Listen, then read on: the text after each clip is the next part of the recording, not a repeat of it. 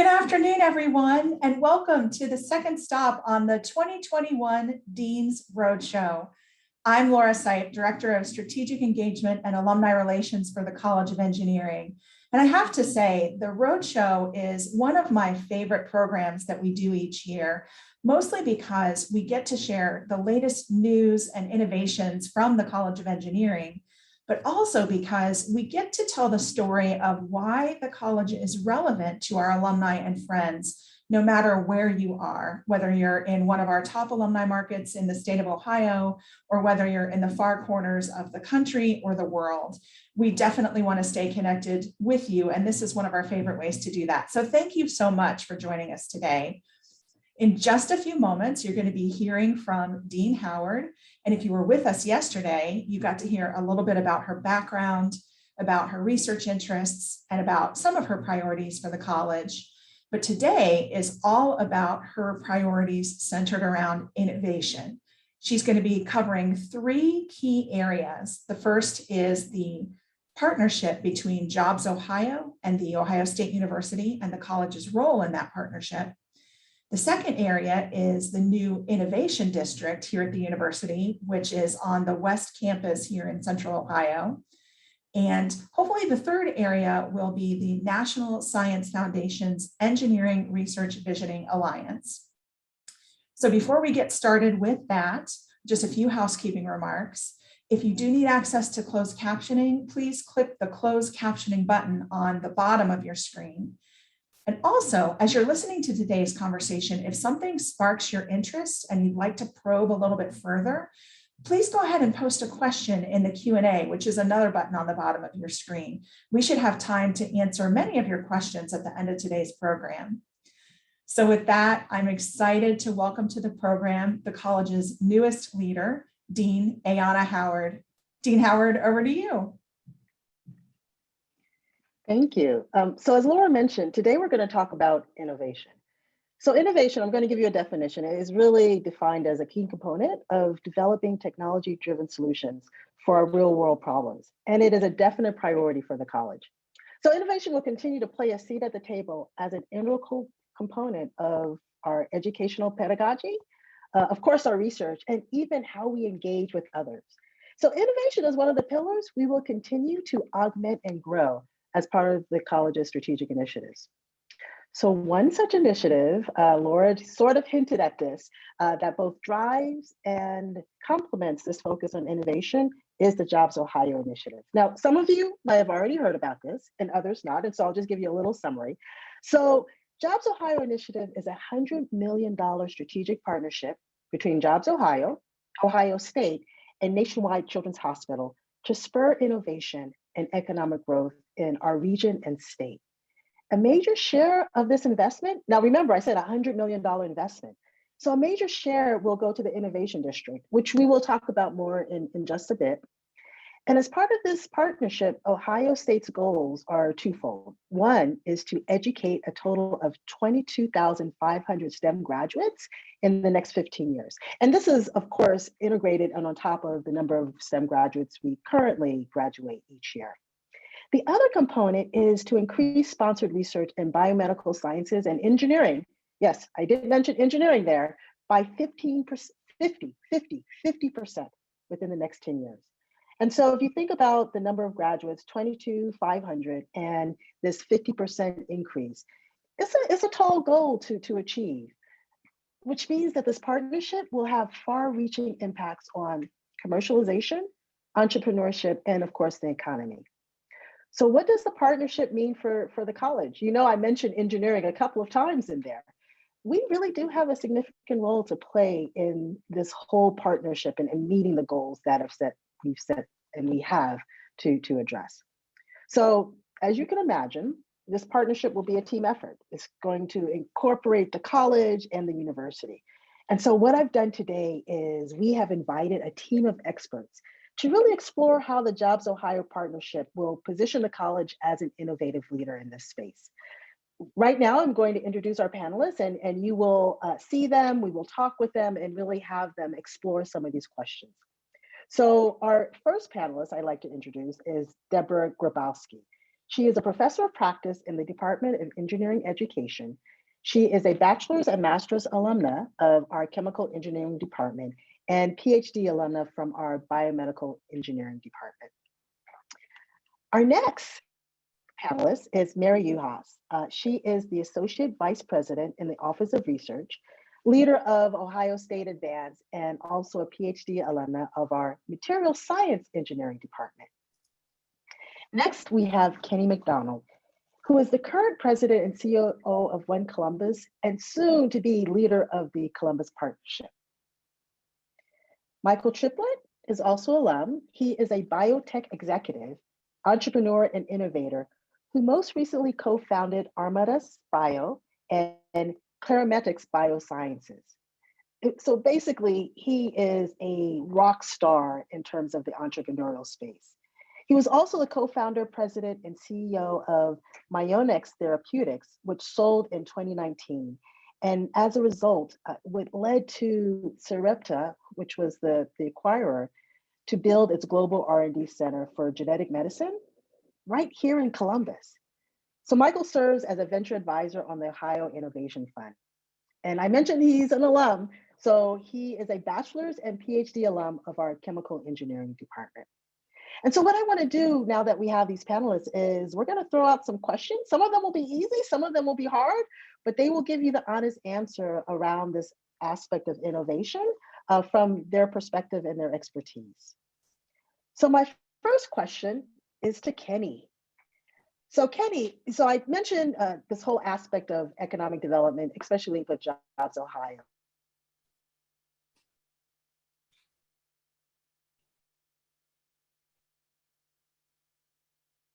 I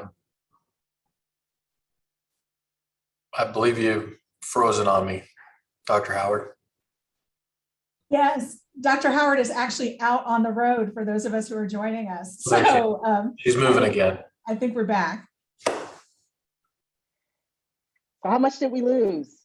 Just the question.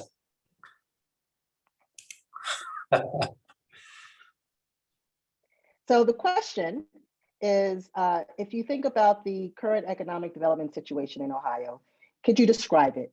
And I mentioned Jobs Ohio and doubling the number of STEM graduates. Why do we even care or need that? And is Ohio any different, better or worse off than most states? Well, I'll applaud both Ohio State and Jobs Ohio. And it's an honor to be on this panel today to talk about these things.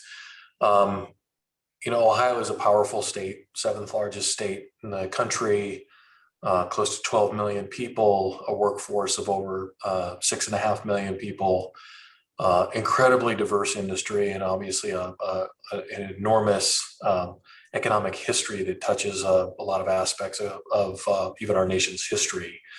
And yet we're constantly inventing and reinventing the economy and where we're going in the future. And so I'll applaud Jobs Ohio and the governor and lieutenant governor's leadership for saying, you know, we need to address where this economy is headed. And long before the pandemic, they were talking about we're under indexed. We almost can't have enough STEM graduates or STEAM graduates, depending on how you want to say that. We have an insatiable appetite for people with technical skills, and that's in everything from manufacturing to our finance and insurance industry. And the School of Engineering is absolutely critical to that. So the work that went into identifying what those gaps were and possibly addressing it, helping our major institutions do that was incredible. I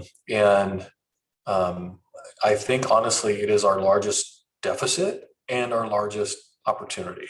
So the industries that we're talking to across Ohio are excited about this announcement and are going to be direct customers. Every company that we talk to around the world that is knocking on our door and wanting to be a player in the Midwest is asking what our pipeline for the future looks like, even down to the junior high ranks, but obviously they're looking at the immediate pipeline through institutions like Ohio State. And we increasingly have a better answer to that question because of investments like this, and with leadership at the university and within the engineering school about these things. So we're incredibly excited about where things are headed, and we know that particularly since the pandemic, all of the things that were being discussed have been accelerated by as much as 4 or 5 years. And so everything we thought was important before the pandemic is perhaps 5 to 10x more important. Beautiful. Now I'm going to pull out the things that I heard because I like them. You had said companies are excited about this initiative, that it is an opportunity in terms of this space, and some of that is tied to this aspect of workforce. And you said something I think was deficit, but I didn't hear that part. Well, all across the country, we have a deficit of STEM workers. The appetite to hire, to employ, to train, to bring into almost every type of industry and every type of company. Companies just can't get enough graduates like we have in the engineering school. And while we could never supply all of them out of one institution, it is really critical that as a land-grant institution, we're tied to the economy of Ohio, and we're supplying at least those on our doorstep. And better yet, we're actually supplying the world with these leaders that are going to take positions and lead companies all around the globe. And I think we have the capacity to do it. And that's why I say that our customers, our clients who are making location decisions about where they're going to put capital and people are very interested in what's going on, and they love to see these types of investments. And it's helping us every day in our conversations. So with that, I'm going to throw it to Deb. There's this deficit in the workforce. They're excited about us and other institutions really building and growing our pipeline of STEM graduates, engineering graduates. And so if I throw this to Deb, this is a big challenge. So if I think about this, how are we engineering at Ohio State? How are we going to play a leadership role in meeting the goals? I mean, if you think about all the things that we currently do, what will it take for us to really help the university meet the goals in terms of recruitment, curriculum, infrastructure, faculty hires? I mean, all these things that we really have to think about to address this need. And so, Deb, do you want to kind of throw out some answers and your wisdom on this? Sure. Thank you. I am a member of the Department of Engineering Education. And our department plays a crucial role in the college by teaching over 3,000 students annually through the first year engineering program. The engineering technical communications, multidisciplinary engineering capstone design program, and the integrated business and engineering program. So every first year engineering student goes through our common 2-course fundamentals of engineering curriculum. In addition, we may see them 2 or 3 more times over the course of their academic career in a technical writing course, an advanced MATLAB course, or in the multidisciplinary capstone program. So we have a total of 4 professors of practice. And if you're not familiar, professors of practice are faculty who typically have had some experience in industry and now have come back to teach and share that expertise with our students. And our focus is teaching. We have 20 associated faculty, so lecturers that are also, their focus is teaching, along with approximately 200 undergraduate teaching assistants and 17 graduate teaching assistants, all to make this happen. So if we're talking about doubling our output or increasing for the Jobs Ohio investment, right now, we are at capacity. We typically teach 30 sections of our fundamentals of engineering courses each semester, 2 transfer sections, in addition to 20 plus sections of the technical writing course and all of our other offerings. And so our classrooms right now are booked from 8 a.m. through 7 p.m. back-to-back courses in order to fulfill our current load. So in order for us to keep the same quality of education that we currently provide to our students with the increased student enrollment expected, we will need to increase resources, and that includes more faculty and staff to support the faculty, more classrooms, Our classrooms, if you're not familiar with our setup in Hitchcock Hall, of which that's where I am sitting right now, we have specialized spaces where we have tables where 4 students can sit together facing each other, each with their own desktop computer. And that is so that we do lots of teamwork. So that's to enhance their working as a team. So we'll need more classrooms set up like that. That means more computer networking behind the scenes to put that all together and make it happen seamlessly. We need more labs, more lab equipment. We need some more specialized lab maker spaces with, of course, equipment and everything that's needed in those spaces. So we need support from our alumni and friends to achieve these goals. And of course, this increased enrollment not only impacts the first year program, but then that trickles out to all of our departments who are also, most of them, at capacity right now. So I hope that helps provide a little background of where we are. Yeah, and I'm going to repeat as a call to arms that we do need support from our alumni and friends to achieve these goals. The partnership is about Ohio State and Jobs Ohio, but the partnership is also about engineering alums and friends. Without you, these goals, honestly, we won't be able to achieve them. And I'm just reiterating what Deb was saying. So given that we believe we need engineers, we believe we need engineers graduating so that we can increase innovation. I'm going to go this over to one of our alums that has been successful in this innovation entrepreneurial space. And so, Michael, if you think about this goal of graduating more engineering students, what impact will that have in terms of earning more research funding, graduating students, and the impact specifically on the state, the nation, and even the international community? And again, as I said, call to arms. Why should this matter to our alumni and friends around the world? Yeah, great question. And it's a question that I've studied in different capacities over the years, dating back to my time at Battelle. And the academic research is incredibly clear that the more STEM graduates, particularly the more engineering graduates you have an increase in innovation, entrepreneurship. And if you believe innovation and entrepreneurship translates to economic growth and development, the economic development follows. So it's a very, if message I give to Lieutenant Governor and others, if there would be one significant investment I would make, it is to invest in engineering and STEM more broadly, because the data are so clear. I don't think there's anything else from a public policy standpoint that generates the return on investment from an economic standpoint, like as Kenny mentioned, the STEM and engineering graduates and the correlation thereof.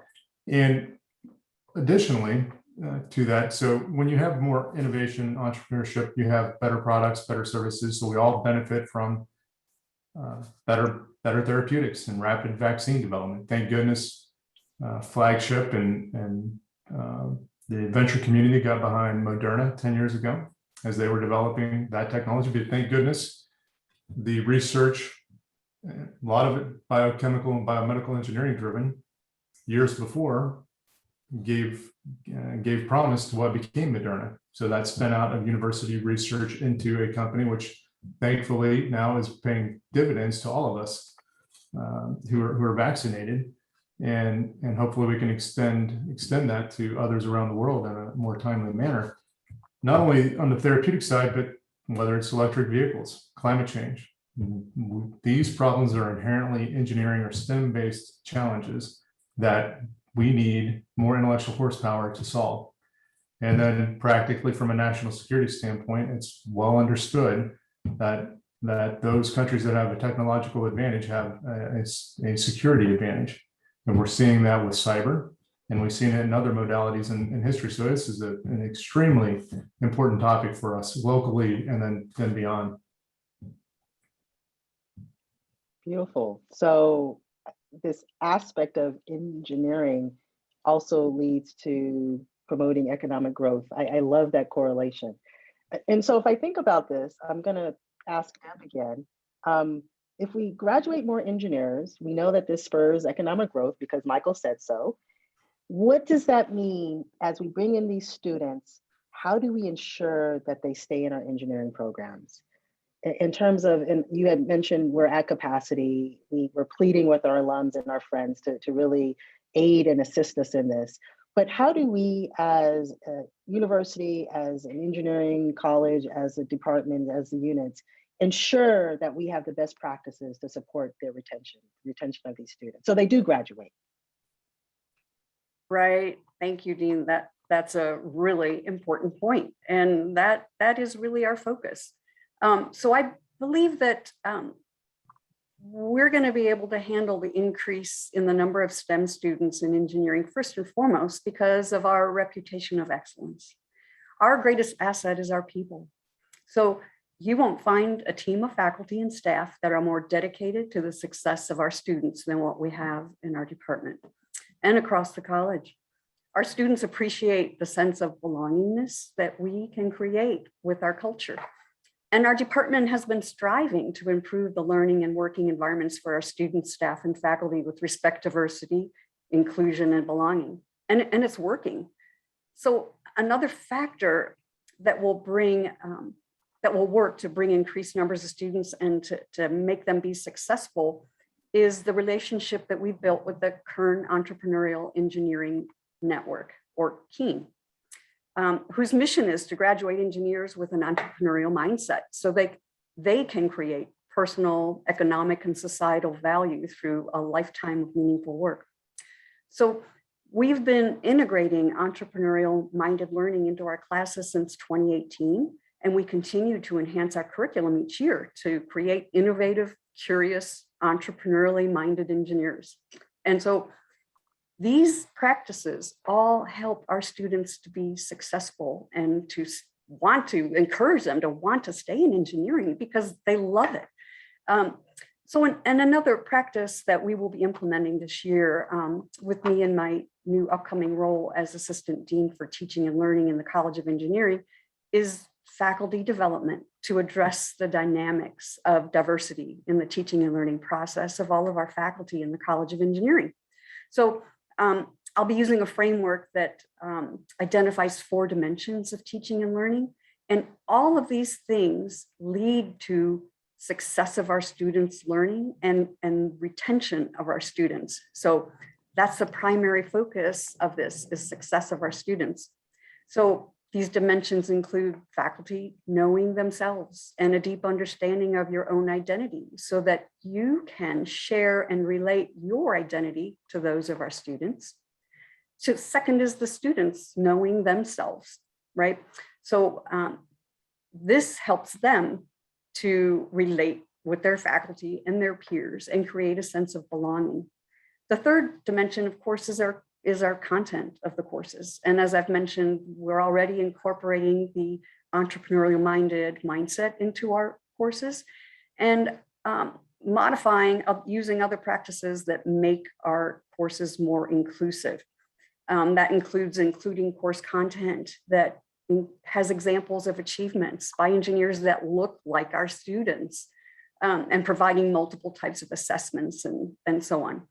The next are the teaching methods. So incorporating varied approaches to teaching to better accommodate all of our students' learning preferences and teaching our faculty how to establish this more welcoming climate, because research shows if you can create this welcoming climate in your classroom, create a sense of belonging for our students, make them feel like they're engineers, they will succeed. We will retain these students and they will graduate and be successful engineers.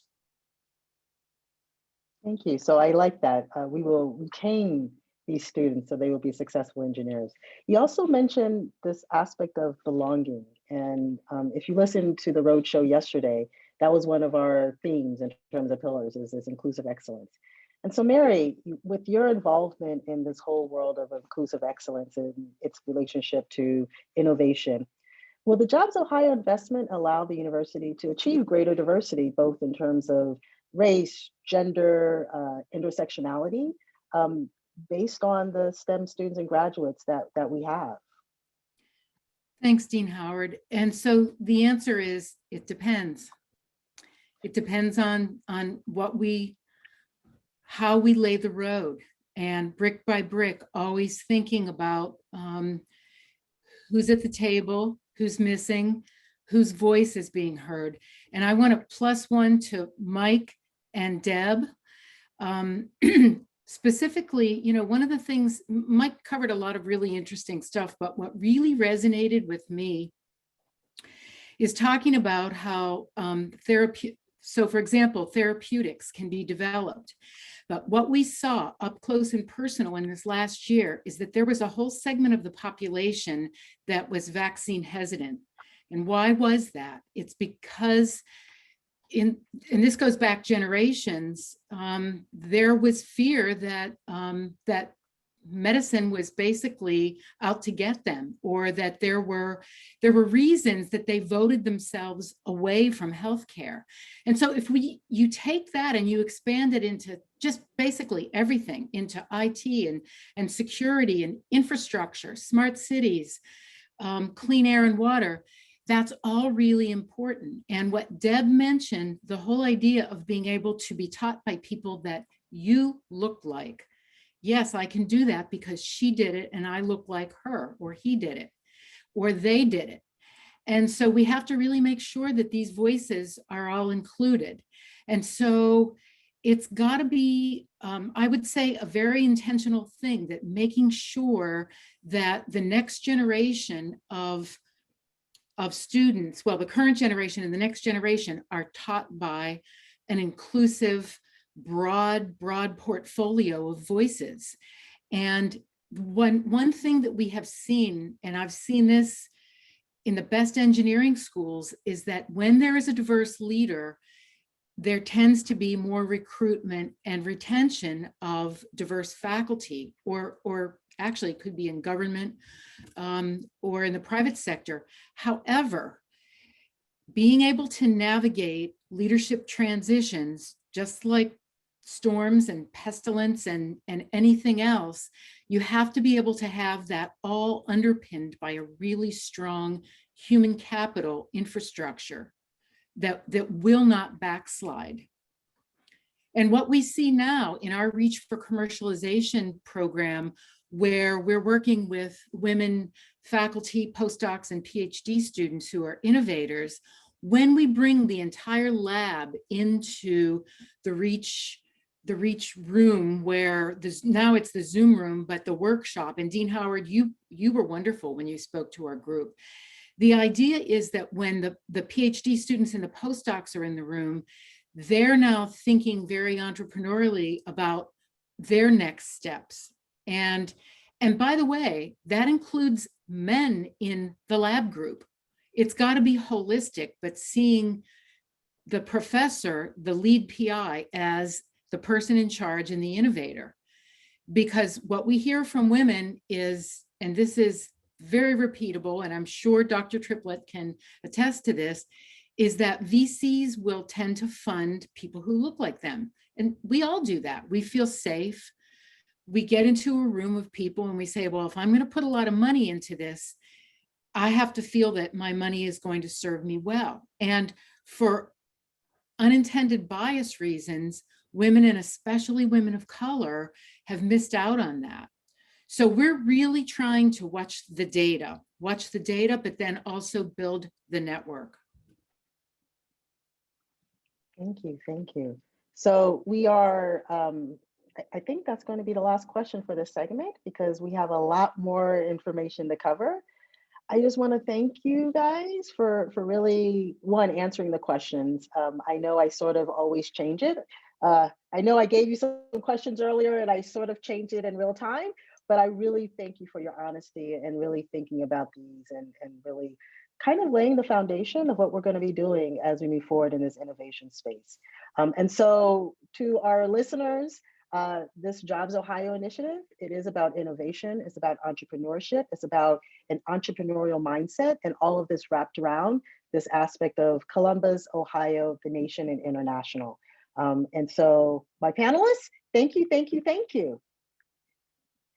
We will now turn to the Innovation District.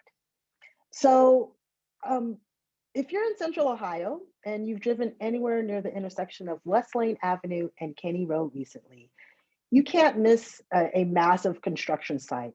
In fact, on day one, sometimes they even make it so that you have to go around in the street, there's no street access.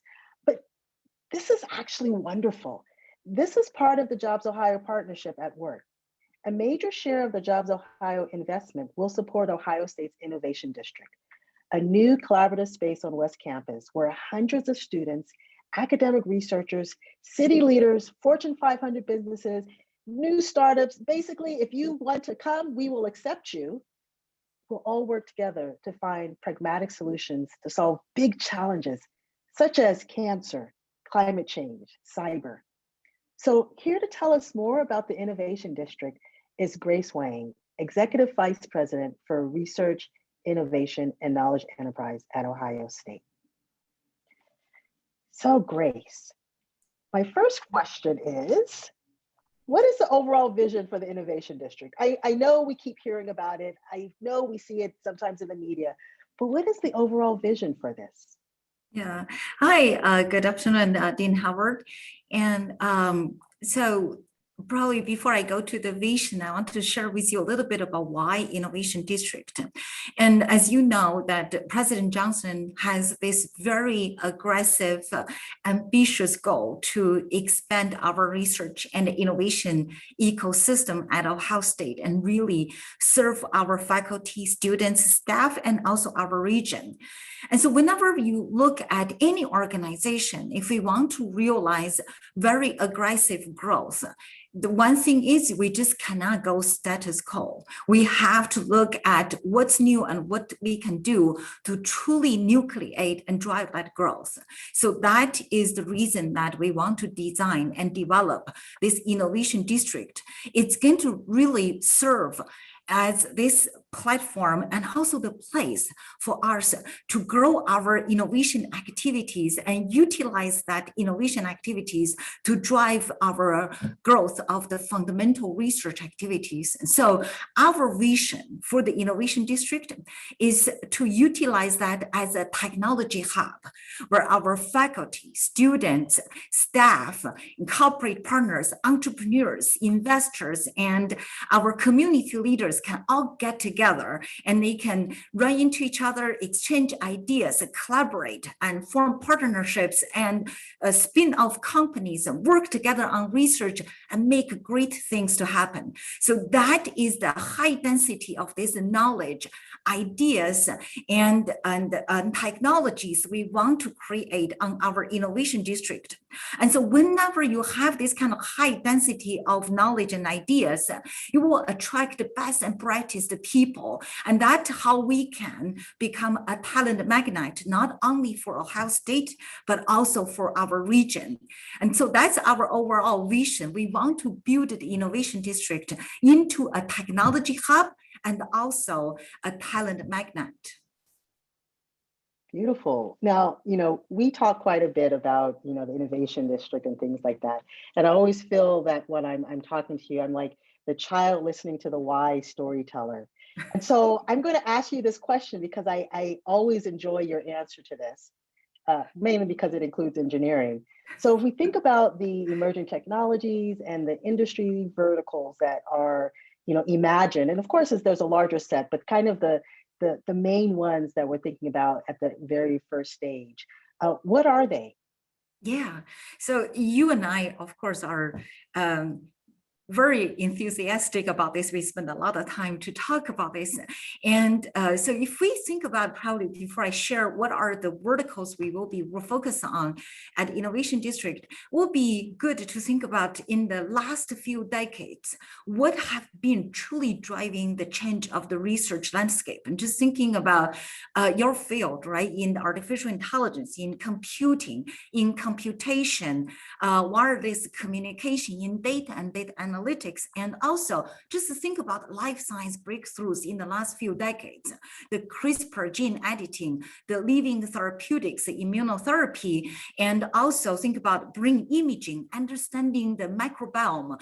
Wonderful, tremendous breakthroughs in terms of technologies, both in engineering, physical sciences, and also in life sciences. And those are the key drivers that are driving the changing of the landscapes in the research. And these are the key drivers that can help us to translate the research into the innovation and eventually translate them into the impact to transform lives and also drive the economic growth. And that is why we look at all of this and we think the key drivers are really artificial intelligence, machine learning, Internet of Things for connectivity and communication, life sciences, and also, if I may add, is also the quantum computing and quantum communication for us to be really at the forefront of the future. And if you put all this together, it will be really make sense to look at these three verticals. Actually, we want to focus in the coming decades on the innovation district will be actually three things. One is health, and the second is advanced computing, and the third one is smart systems. And when we talk about, you and I talk about smart systems, for the audience here, when we talk about smart systems, they include the smart mobility, the smart and connected health, the smart and sustainable agriculture, the smart grid management. So it's really the smart system that will eventually drive a lot of solutions for the major societal challenges. And that's why, of course, I'm also an engineer and one of your faculty members. So I had to say that this is a tremendously exciting time for engineering research and innovation. And not only because engineering research itself is driving a lot of these changes, but also at the interface of engineering research with health, engineering with social science, engineering with policy, engineering with food and agriculture. Tremendous opportunities ahead of ours. And it's really wonderful to welcome you to Ohio State at this critical time and to work together on these exciting opportunities, Dean Howard. Thank you. As I said, you did not disappoint. Thank you, thank you, thank you. So one of the things, just in terms of the innovation district that Grace emphasized was this aspect of engineering plus. Right. And I think one of the things as we think about innovation is engineering, but it's engineering that's integrated into the world, it's integrated with other disciplines, it's integrated with other scientists and social scientists and all of these different aspects. And I think that's also what is so exciting about the innovation district is that it does bring all of the diversity of thought leaders, the businesses, the industrial kinds of things that we have typically siloed, bringing together to really figure out how do we do it right and do it so that we have a lot of economic growth. Again, Columbus, Ohio, the nation, but also to set the gold standard of how to do it right. I just love this opportunity. And so Grace, I want to thank you for being here and really talking a little bit about the vision of the Innovation District. Thank you, Ayanna. So next up, we are going to talk about kind of the role we have in this social responsibility of solving real world problems. So at Ohio State, we're not just champions in athletics, although I'm really excited about the football games coming up, but we are also leading the national conversation about the future of engineering to solve world problems. So at this point, I'd like to introduce you to the National Science Foundation Engineering Research Visioning Alliance.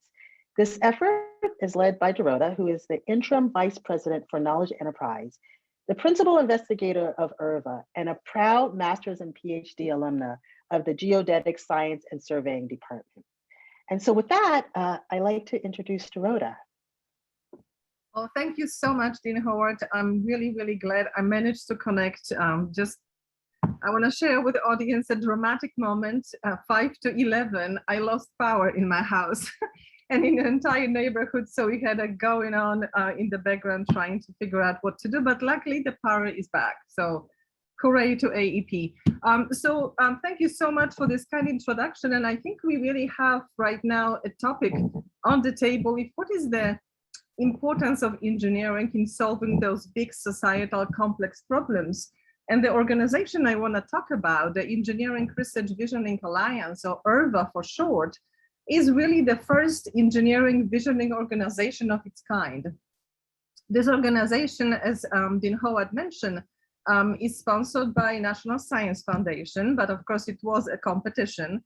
And the team I have a great pleasure to lead actually won the competition. So we are right now leaders of that organization, whose primary two central goals is really to create very robust capability to identify and advance those bold new ideas that will position US engineering research for global leadership. And you've heard about it today vis-a-vis the discussion of the Innovation District, right? We are positioning ourselves for solving those societal challenges and for leadership. ERVA is also there to elevate the nation's understanding of the truly critical role engineering innovation plays in our security, health, and economic well-being. So like I said, Engineering Research Visioning Alliance, as the first organization of its kind, brings together engineers, but not just engineers, and we've had today as well. Engineers are great in solving technical problems, but we can't solve all those complex issues like climate change, for example, or new sources of energy just by ourselves. So we need other scientists, we need technologists, ethicists, policymakers, and frankly, general public, because all those communities, all those stakeholders are here to exchange ideas and conceive cutting-edge directions for the new areas of engineering research that will directly benefit society. So I just gave you a very brief introduction, and I would like to ask Laura or one of the women behind the success of this audiovisual system. Can I please ask for the video on ERVA to share with our audience? Thank you. ERVA, the Engineering Research Visioning Alliance, established by the National Science Foundation to develop bold and transformative new engineering research directions. A core partnership of the Big Ten Academic Alliance, the EPSCoR IDEA Foundation, and UIDP. We represent every U.S. state. There's a seat at the table for everyone in the engineering research community. ERVA is a network of networks. We've designed an organizational engine that crosses boundaries and enables 6 key groups to work together to identify and develop new engineering research directions and build unity across the community, engaging stakeholder groups across numerous sectors who provide input for ideation through a range of visioning activities. ERVA's diverse network of allies, government labs, professional societies, nonprofits, students, educators, industry associations, venture organizations, and champions of the future of engineering research provide the brain trust that fuels the ERVA engine. To build collaboration, spark next-generation ideas, solve our grand challenges, protect our resources, train the workforce of the future, create a vision for engineering research leadership that will unleash discovery and innovation and increase prosperity.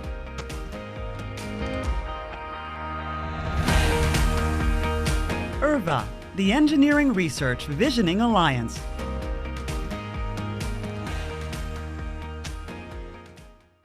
Thank you.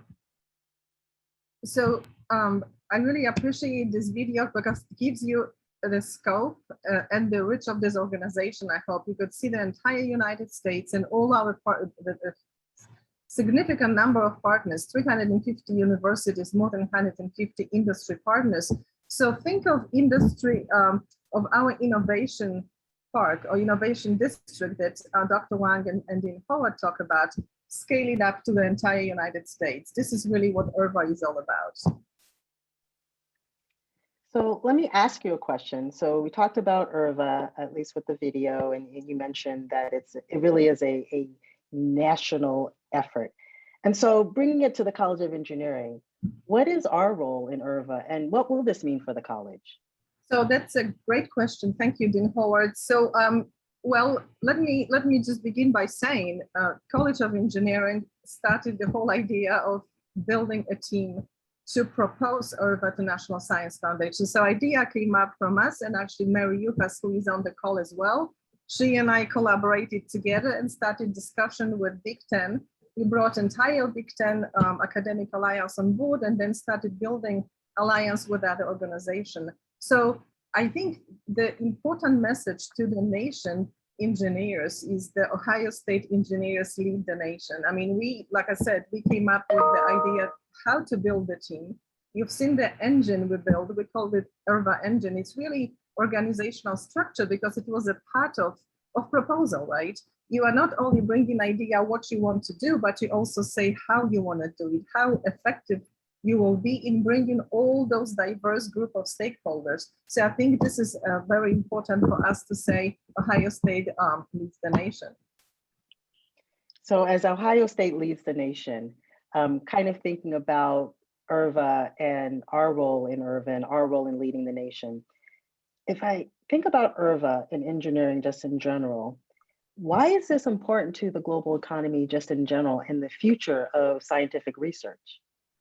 Yeah, again, really, really great question. And as I said earlier, IRVA, one of the IRVA goals is to extend the societal understanding of the impact engineers and engineering solutions have on our daily life, right? Oftentimes, we just really don't see it as users of specific technologies, that this is really an engineering invention. But engineers live in those really precise boxes. When we see the problem, we solve the problem. But oftentimes, getting the solution of the problem to the broader public requires working with other experts. I mentioned earlier, ethicists. We talk about data today, right? Importance of data and health science and intersection with engineering. So I think you agree with me if I say that all the global nature of problems of global nature facing humanity are very much interdisciplinary in nature. And engineering can lead the pack in solving certain of those problems, but we need to bring others to make sure that the problem is not only solved locally, but scaled up. And we also have the society behind it to accept solutions such as, for example, smart vehicles or smart and connected infrastructures that was mentioned earlier. Well, this is wonderful. So just kind of summarizing this session, I'm going to take, again, the one thing that I got that I loved and heard was at Ohio State, we are leading in engineering. And if I think about engineering, it is interdisciplinary in nature. And by taking engineering plus the X, we can really solve the world problems. I want to thank you, Dorota. I think this is great. I believe IRVA will set a standard in terms of thinking about our responsibility as engineers, both current engineers, as you are in the alum group, but also as we develop and design and graduate this future generation. Again, thank you, Dorota. So I want to take this time to thank all of today's speakers for helping to showcase engineering's priorities for innovation. Innovation, I hope you get, it takes collaboration, and we do believe that. And so we're counting on you, the alumni, faculty, staff, students, and friends of the college to help the college innovate by three things at this point. And of course, I have the liberty to ask for more later. This is what I've been told. So one is we really ask for you to offer your insights as subject matter experts, whether it's around innovation, entrepreneurship, education. And so reach out to us and really offer your insights in this regard. The other is volunteering your time to support our efforts. Again, this is a team effort. Without you, we just don't think that we can continue to grow in terms of all the things we have to do. Remember, 50% increase in research and additional 22,500 new grads. We definitely need you to come pitch in and volunteer your time, talking to the students, being active in your community, and really promoting College of Engineering in Ohio State. And third, of course, is making philanthropic gifts to the College of Engineering's Priority Fund. And these things will enable us to have the resources. As Deb had said, we definitely are at capacity and we need more space, we need more room, we need more faculty, we need more instructors, we need more of everything. And so your contribution and your gifts really enable us to make it to that next level. So now I think we have time for maybe one or two more questions.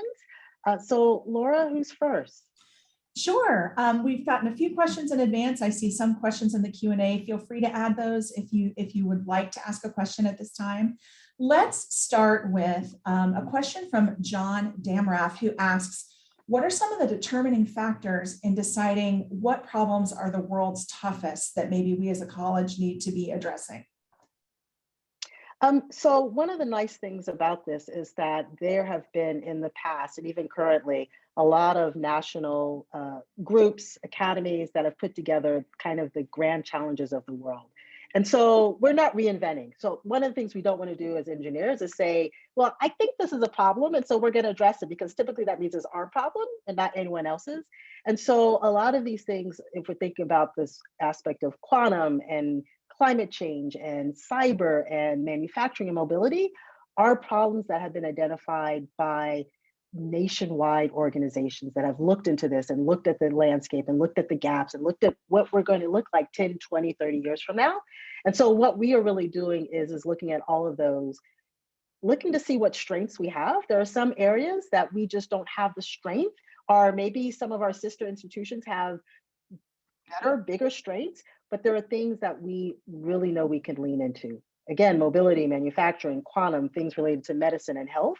And so that's how we're defining this. It's things have already been established. And then what are those strengths that we have to double down on to ensure that we either stay as the leader or maintain our leadership or grow our leadership in these spaces? Thank you. And now a question from Christina Kennedy, who's on the faculty of our engineering education department. And she asks, how can faculty interject more innovation concepts into their classes and teaching? So I will say, being an EED, I would have said if you were out of EED, I would say, go to EED. They are developing modules to help in the other departments.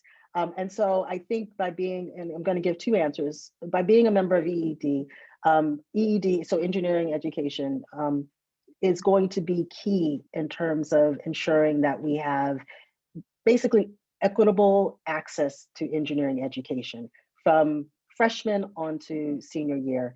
And so EED will play a continued role and a growing role in this effort. And part of that is, how do we link this aspect of understanding pedagogy and linking it to the other units and the other departments as students matriculate in terms of their discipline-specific courses. And part of that is things like drop-in modules.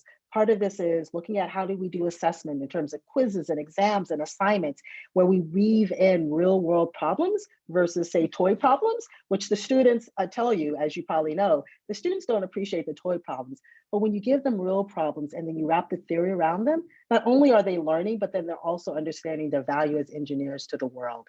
And so we are going to continue growing and figuring this out with the assistance of course, all the faculty, but also our alums that are out there.